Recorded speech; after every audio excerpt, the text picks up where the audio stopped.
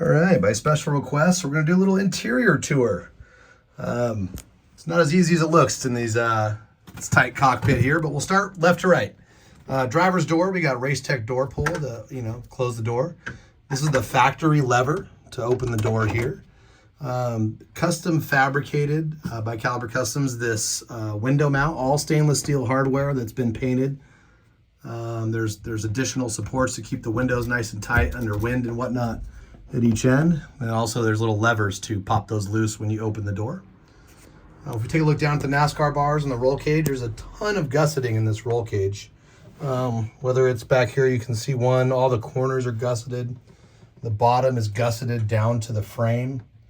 And then the front as well is gusseted to several factory points, whether it's here to this one and then up higher behind here, back to the factory bulkhead.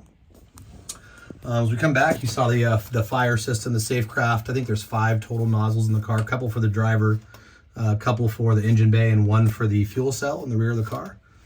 Down here, we got our dead pedal and our Tilton 8000 series pedal box, floor mounted. These took a lot of R&D, maybe 2-3 different test days just to get the braking right. We tried out different master cylinders to get the pedal pressure. I'd define it as like a medium to medium heavy pressure. It is not ultra stiff like some race cars. It's not light like a street car. It's great modulation, great release coming out of corners. Big fan of how it's set up now. Real happy with it. As we come up here, we have our Tilton reservoir for both the clutch and then the front and rear brakes. All Castrol SRF fluid is all this car ever drinks. Sparco quick release steering wheel. Amazing. You can do that in one shot on camera here. Okay, what else? We got the ignition switch. We'll flip that in just a minute. Push to start. Holley EFI dash with the Holley shift light and warning lights. There's several warnings built into the tune that are automated, whether it opens the wastegates to pull boost out, shuts the throttle down, etc., or the lights blink if there's any warnings that the car reaches, whether it's temperature, overboost, etc.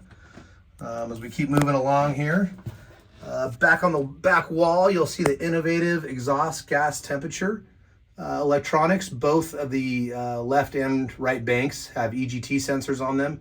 We monitor those right in the high horsepower turbo build, try to keep our exhaust wheels healthy. Here we have some old school analog gauges. Truth be told, these aren't currently wired up because I used to have a trans cooler and diff cooler on the car.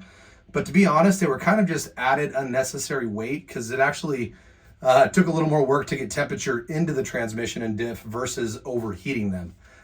This car is out on track for an easy out lap to get heat into the tires and the brakes. One exciting flying lap, putting up the best possible lap time with the optimal temperatures in the tires, the engines, the brakes, etc.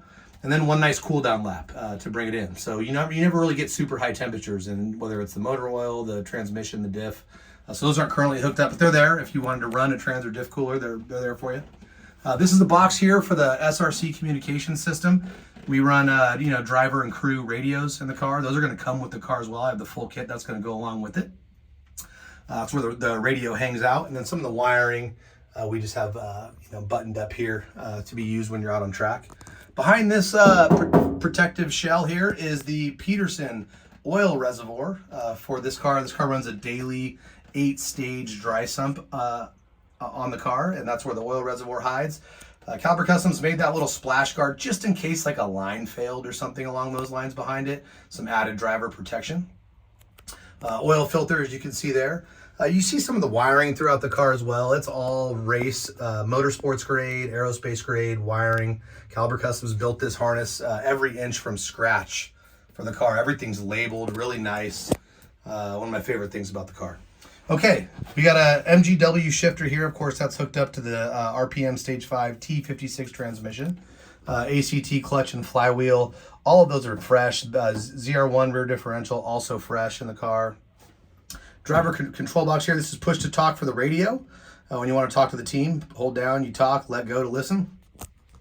A few switches here, and these could be programmed for really anything you want inside with the Holley Dominator ECU. Scramble boost, pretty self-explanatory. Adds a few pounds of boost for maximum, straightaway speeds. This is the standard boost here, either low boost or high boost. You can pick those, and those are all represented on the dash for the driver as well. Taunt, this is a two-step. We actually had this disconnected. There was one race day where I couldn't figure out on the outlap why the car wouldn't go over like 3,500 RPMs, and turned out I had the taunt flipped on, which is just a two-step. You know, if you wanted to show off in the winner's circle or something like that, you could do that.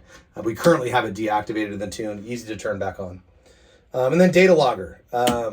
We used to have this to turn on and off the data logger, so you didn't have like huge 20-minute data log files when we really just need the juicy 2 minutes of the flying lap is the main thing we're looking at each time the car leaves. Obviously, you got brake bias controller here for the driver. What else? Fuse box here behind the GoPro label. We already got the wiring. We covered the dry sump tank there.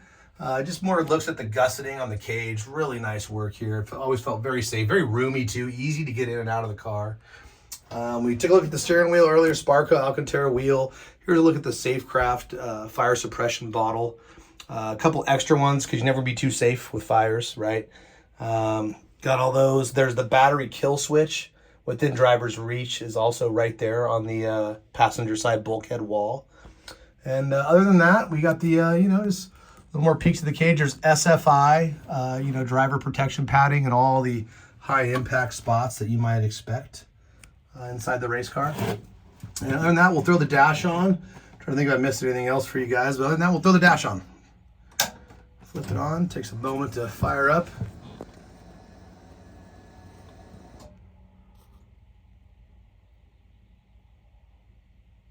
Boom, here we are. It'll get loud, so I'm not gonna turn it on here, but you got the shift lights blinking because the car's not on quite yet, but you got boost up top, that's RPMs up above it there. You have the one of the air fuel ratio monitors, O2 sensor monitors, and then the target. This car's within 1% correction after it's running for about 10 seconds at all times. Tune is just absolutely dialed. Coolant temp, oil pressure, right? Then you have some of your indicators for, the boost level that you're looking at. We play with traction control a little bit in this, but the car really doesn't need it. It puts the power down great. Sometimes we would try out a little bit lower timing or a little lower boost at lower speeds. But honestly, we don't mess with it too much. The car, with the driver, this car's so drivable with your right foot that it's a blast to just figure out how to get around the track on your own.